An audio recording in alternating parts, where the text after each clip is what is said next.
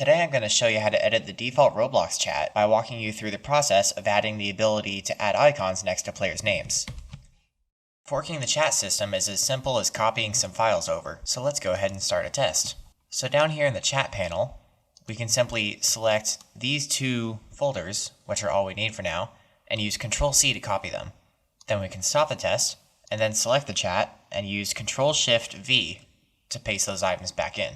Now, when you expand these, you'll see quite a few things, and we actually don't need very many of them. So we can go ahead and delete the command modules, delete these three down here, delete all modules in here except for util and default chat message, and then in the chat modules folder, delete everything except for the extra data initializer. Make sure these insert default modules bool values are still here and set to true. Let's start by editing the extra data initializer, which is where we'll be defining the settings and adding the icons to the players. Now I'd suggest trying to match the existing design as much as possible because it makes it easier for others to edit. So I'll go ahead and make a table called Special Chat Icons. Next, we'll add a table for groups and a table for players.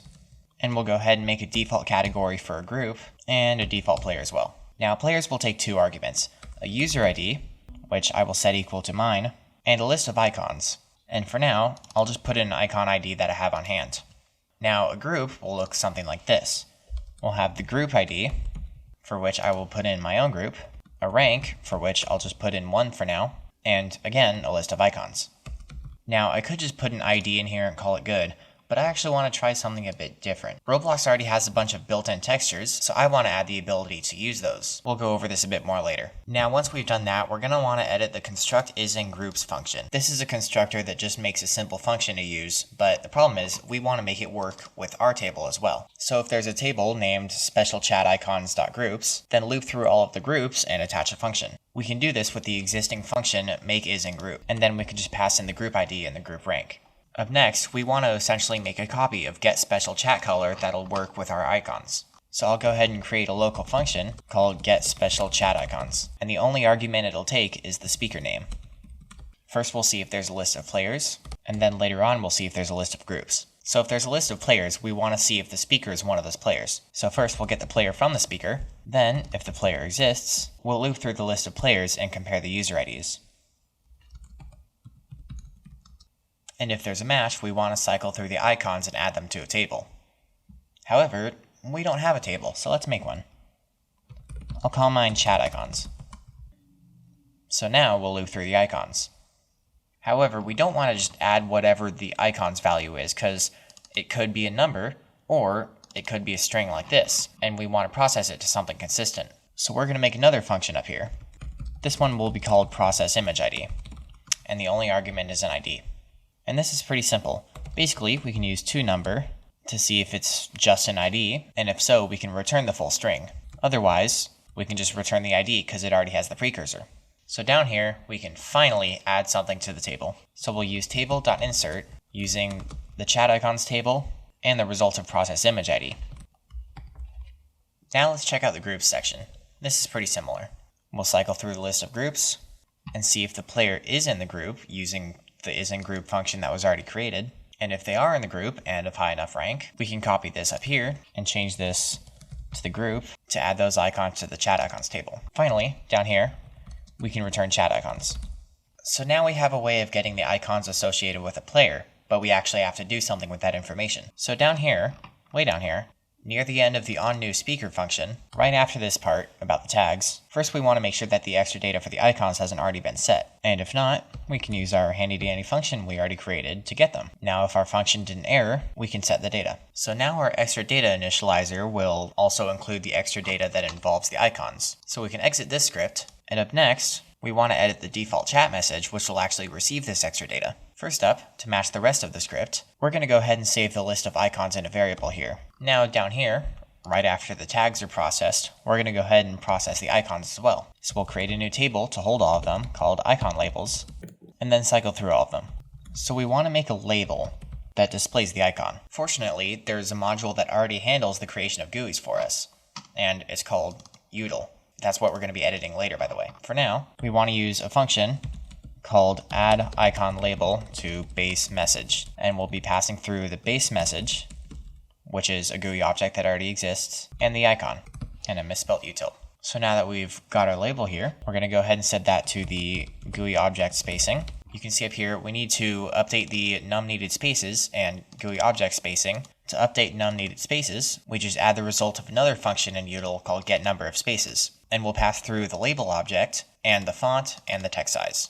GUI object spacing is pretty simple. We just need to add the horizontal offset of our label. Finally, we can add it to our list of labels. So you might be wondering what we're going to do with this list of icon labels. Well, we are going to do something. We're going to come down here. This looks good. And now we're going to cycle through them again. And what we'll be doing is adding fade parameters for each of the icons. And one thing you may notice, if you look carefully, fade parameters is misspelt as fade parameters. I don't think that was intentional, but let's go with it. So we'll type fade parameters and then create a new entry in the table with the key of the icon and set that equal to a table. Okay, apparently I misspelt the misspelling. Anyway, we just need to fade the image transparency. So I'll type image transparency is equal to another table. And that's because we need a version that's faded in and a version that's faded out. So our faded in will be equal to 0 and faded out is equal to 1. All right, so we've edited 2 out of 3, and now we just need to edit util. So start by going right down here to line 38. Just to make things easy to edit, we're going to add another constant.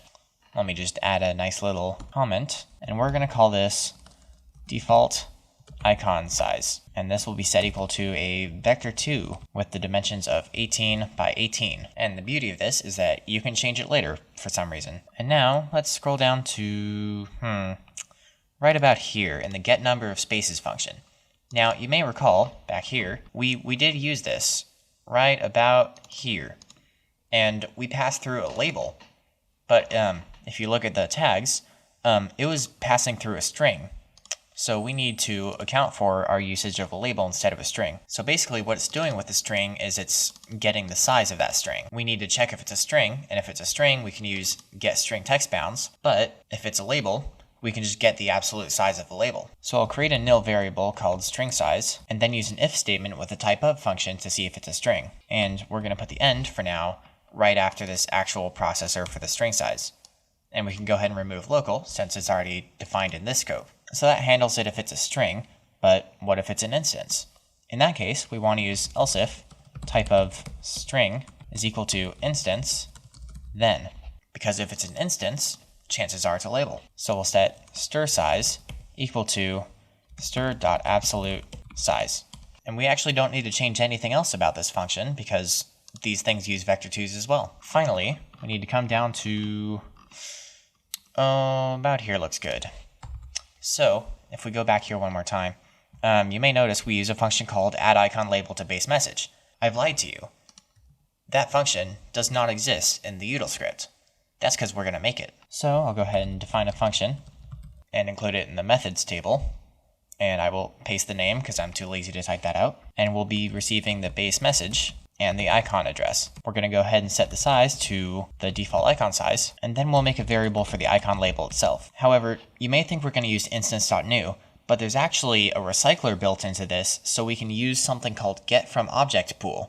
So we want to set this variable equal to self, getFromObjectPool. And we'll pass through the image label class name. If there's an image label that's not being used anymore by the chat system, then we can actually recycle it and not have to waste computation on, deleting the item and recreating a new one. So we're going to want to change a few things because the icon label does not have default properties because it's been used previously. And we can kind of use this area up here as a guide. So we're going to go ahead and copy over whether or not it's selectable and replace that, I guess. And we want to make its position 0, 0, 0, 0, and again, replacing that. We want its background transparency to be equal to 1, and then we want the size to be equal to the icon size. However, we need to cast it from a vector 2 to a UDIM2. So we'll just replace tag name size with icon size, and replace tag label with icon label. And we're also going to want to set it as visible, and to set its parent to the base message. Now there are some image specific things that we want to change. And some of those things are the image transparency, the scale type, the image color 3, and the image itself. Finally, after all of this, we can return the icon label. So let's go ahead and close out of all that and we'll run the game, and then we'll stop, and then test to display solo, like we're actually supposed to do. And when I say hello, you can see the two icons have appeared next to my name. And this first one is the owner logo, because I am in my own group. And this one is my profile picture, because I am Chipio Industries. And you can see that it does indeed fade out like we expect it to, and fade back in like we expect it to. So I hope you found this useful. I'll be linking some helpful information in the description, namely the documents for the Lua chat system, because each of these is its own page. You've got your reading cut out for you. And I'll also be open sourcing these 3 modules as a free model, in case you're too lazy to go through the effort of typing it yourself. Oh, and also I wanted to talk about why we didn't copy everything over that was originally in the chat item. And that's because forking has its benefits, but it also has its drawbacks, because it has the benefits of being able to edit everything, but it has the drawbacks of not being compatible with future updates, or won't get future updates. You can see my original attempt did actually use everything, and this is everything that was in it. And you can see my changes were made to the util thing and such. But I would never have received a single chat system update. But just simply forking these modules gives me the benefit of being able to edit what I need, while still getting updates for the things I didn't change. Alright, that's all.